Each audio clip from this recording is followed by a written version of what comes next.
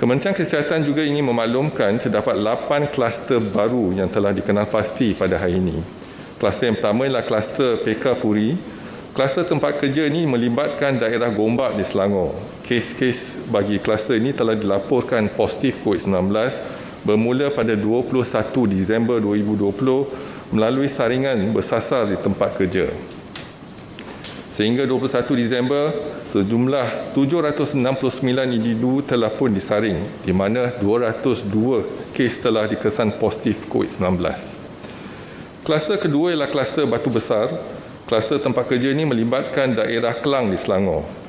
Kes-kes bagi kluster ini telah dilaporkan positif COVID-19 bermula pada 18 Disember 2020 melalui saringan bersasar di tempat kerja.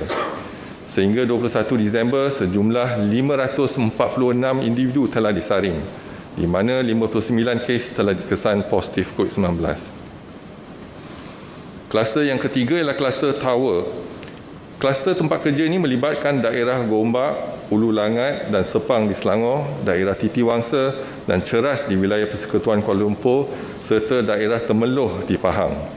Kes-kes bagi kluster ini telah dilaporkan positif bermula pada 17 Disember 2020 melalui saringan bersasar di tempat kerja. Sehingga 21 Disember, sejumlah 1,154 individu telah disaring, di mana 20 kes dikesan positif COVID-19. Kluster yang keempat ialah kluster Tapak Bena Pelangi. Kluster tempat kerja ini melibatkan daerah Kepong di wilayah Persekutuan Kuala Lumpur. Kes-kes bagi kluster ini telah dilaporkan positif bermula pada 21 Disember 2020 melalui saringan bersasar di sebuah tapak binaan. Sehingga 21 Disember, sejumlah 142 individu telah disaring, di mana 23 kes telah dikesan positif. Kluster yang kelima ialah kluster wawasan. Kluster ini melibatkan daerah Petaling di Selangor, daerah Lembah Pantai di wilayah Persekutuan Kuala Lumpur serta wilayah Persekutuan Putrajaya. Kes indeks bagi kluster ini iaitu kes ke-88,426 telah dilaporkan positif pada 17 Disember 2020 melalui saringan individu bergejala. Sehingga 21 Disember, sejumlah 44 individu telah disaring, di mana 6 kes positif telah dikesan. Kluster yang keenam ialah kluster Delima. Kluster ini melibatkan daerah Titiwangsa di wilayah Persekutuan Kuala Lumpur serta daerah Gombak dan Hulu Langat di Selangor.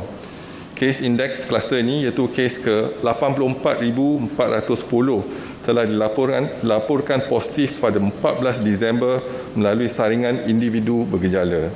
Sehingga 21 Disember, sejumlah 51 individu telah disaring, di mana 9 kes positif telah dikesan.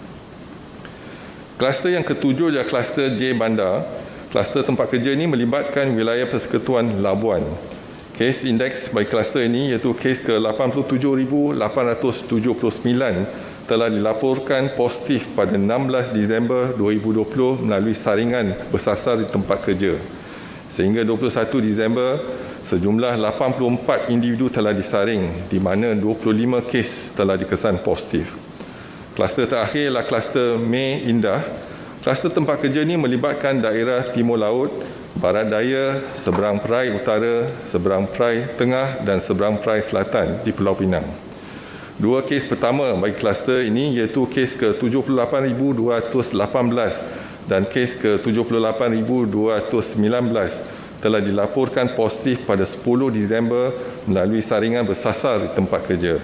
Sehingga 21 Disember, sejumlah 132 individu telah disaring, di mana 27 kes telah dikesan positif COVID-19.